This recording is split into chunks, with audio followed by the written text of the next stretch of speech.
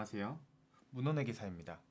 오늘은 2023년 공인회계사 시험 제도에 대해서 알아보겠습니다. 제가 예전에 2021년 시험 제도에 대한 영상도 촬영했었는데 2023년 시험 제도 공고가 떠서 정보도 업데이트할 겸 촬영하게 되었습니다.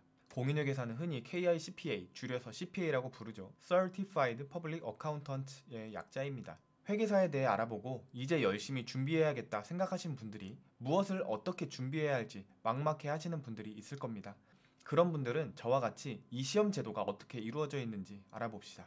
어떤 시험인지 2022년 11월 25일에 금융감독원에서 발표한 공인회계사 시험 계획 공고를 함께 보면서 설명드리겠습니다. 이 사이트 들어가면 자세히 알아보실 수 있어요. 이 시험은 1차 시험과 2차 시험으로 이루어져 있고 2차 시험에 합격하면 최종 합격해서 공인회계사가 됩니다. 별도의 면접은 보지 않습니다. 시험만 잘 보면 합격하는 자격증입니다. 2차 시험은 매년 다르지만 2023년 현재는 1년에 1,100명을 뽑습니다. 최소 1,100명이라고 되어 있어서 더 뽑을 수도 있기는 하지만 보통 최소 선발 인원에 많이 맞추는 편입니다. 하지만 2022년에는 최소 1,100명이라고 공시하였지만 실제로는 1,237명이 합격하였습니다. 보통 1차 시험은 2차 시험 선발 인원의 2배를 뽑는데요. 2023년 공고는 2배를 초과하는 숫자인 2,600명을 선발한다고 합니다. 이 숫자를 보고 올해는 2,600명의 반절인 1,300명 정도 뽑겠구나 라고 생각하는 분들도 있습니다. 과연 몇 명이 최종 합격할지 궁금하네요. 시험을 보기 위해서는 회계학 또는 세무 12학점, 경영학 9학점, 경제학 3학점 이상을 이수해야 합니다. 그래서 대학생 1학년이 대학교만 다닌다면 아무리 공부를 잘한다고 하더라도 회계사 시험을 볼 수는 없습니다. 최소 이수학점을 이수해야 하는데 필수 교양 등을 듣다 보면 이수학점을 채울 수 없기 때문입니다. 해당 학점은 현재 다니고 있는 대학교 뿐만이 아니라 인터넷에서 학점 은행제로도 이수할 수 있다는 점 참고해주세요. 그럼 뭐가 회계학이고 뭐가 경영학인가요? 제가 지난 학기에 들은 과목도 경영학에 포함되나요? 회계학에 포함되나요? 라고 질문을 많이 들어봤어요. 저도 준비할 때 궁금했고요.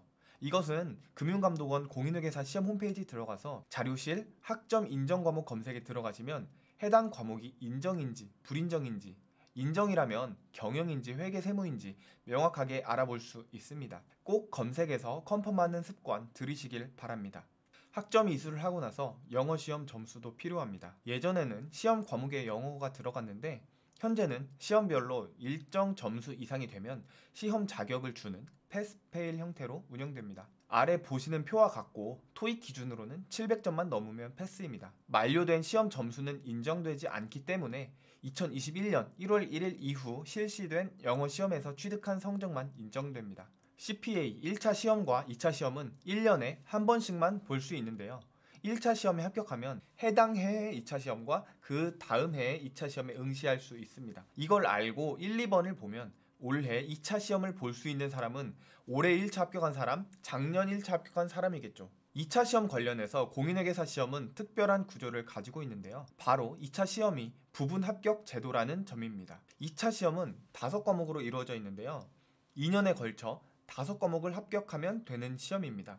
예를 들면 올해 3개만 합격해도 내년에 나머지 2과목을 합격하면 최종 공인회계사가 됩니다. 저는 첫 년도에 4과목을 합격하고 다음 년도에 나머지 1과목을 합격해서 공인회계사가 되었습니다. 공인회계사 시험은 1차 시험 면제 제도도 있습니다. 해당 시험은 일정한 경력자에 대해서 1차 시험을 면제해 줍니다. 그 경력자는 다음과 같이 정의되어 있는데요. 5급 이상 공무원이 3년 이상 회계 관련 업무를 담당하는 경우, 3년 이상 회계학 교수를 한 경우, 코스피 코스닥 상장시장에서 과장 이상의 직급으로 5년 이상 회계 업무를 담당한 경우 등에 해당합니다. 이 정도 되면 어느 정도 지식을 갖추었다고 하고 2차 시험만 합격해도 회계사가 됩니다. 하지만 이러한 면제 제도가 있음에도 회계사 2차 시험이 워낙 어려워 1차 면제 해당자가 최종 합격되는 경우는 거의 없습니다. 시험 일정 및 실시 지역을 알아보겠습니다. 1차 시험은 매년 2월 말에 하루, 2차 시험은 매년 6월 말에 이틀 동안 시험을 보고요. 1차 시험은 시험장이 전국에 있고 2차 시험은 시험장이 서울에만 있습니다. 그럼 1차, 2차 시험이 무슨 과목으로 이루어져 있는지 같이 보도록 하죠. 1차 시험은 100% 객관식 시험이고요. 하루 안에 전부 이루어집니다. 1교시는 경영학, 경제학, 2교시는 상법, 세법, 3교시는 회계학, 총 5과목을 보게 되는데요. 이게 말로만 5과목이지 세부적으로는 굉장히 양이 많습니다. 경영학 같은 경우만 봐도 일반 경영, 마케팅, 생산관리, 재무관리로 이루어져 있고요. 회계학 같은 경우 회계 원리는 생략하더라도 중급회계, 고급회계, 원가회계, 관리회계, 정부회계로 구성되어 있습니다. 이 하나하나도 굉장히 양이 많아서 이 시험은 문제 하나하나의 난이도가 어렵다기보다는 시험 범위 양이 많아서 시험 보는 날까지도 제대로 못 보고 들어가기 때문에 어려운 시험이라고 할 수 있습니다. 그리고 1교시는 한 문제당 1.375분, 2교시는 한 문제당 1.5분, 3교시는 한 문제당 1.6분 안에 풀어야 하므로 굉장한 속도를 필요로 합니다.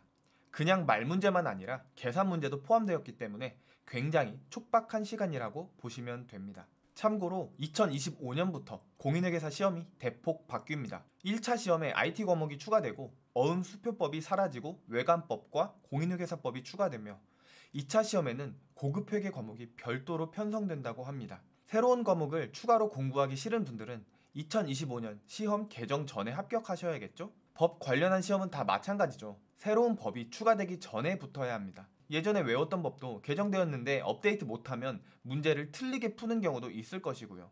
1차 시험이 100% 객관식으로 이루어져 있다면 2차 시험은 100% 주관식으로 이루어져 있습니다. 첫째 날에 세법, 재무관리, 회계감사를 보고요. 둘째 날에 원가회계, 재무회계를 봅니다. 1차 시험은 상대평가로 상위 2,600명을 자르는 시험인데요. 2차 시험은 절대평가로 각 과목당 60점을 넘으면 해당 과목이 합격되는 제도입니다. 하지만 시험이 너무 어렵다 보니까 100점 만점에 60점을 넘기는 사람은 많지 않아요. 1차 시험은 양이 많아서 못 붙지만 2차 시험은 양이 많은 거 앤드 어려워서 못 붙습니다. 그래서 합격자를 어느 정도 맞추기 위해 베이스업이라는 것을 합니다. 금감원에서는 공식적으로 베이스업은 없다고 말은 하는데 아무도 안 믿죠. 2차생들 시험 끝나고 서로 답 맞춰보면 60점 못 넘는 경우 수두룩합니다. 하지만 그분들 합격자 공개하면 전부 합격해 있습니다. 과목마다 다르겠지만 재무관리 같은 경우 어렵게 나오면 100점 만점에 20점 정도만 맞았어도 합격하는 해도 있었습니다. 그 정도로 어려워요. 정답을 반드시 맞추지 못하더라도 풀이식을 논리적으로 잘 쓰면 부분 점수도 주는 것 같더라고요. 1, 2차 시험을 같이 두고 볼까요? 공통으로 겹치는 거 지워볼게요. 세법과 회계학이 겹치고요. 1차에서만 보는 과목은 경경상이라고 경영경제상법입니다. 그래서 1차 시험에 합격하면 더 이상 경경상 안 봐도 돼서 많이 좋아하고요. 1차 시험 점수가 좋지 않으면 다시 경경상 책을 펼친다라고 합니다.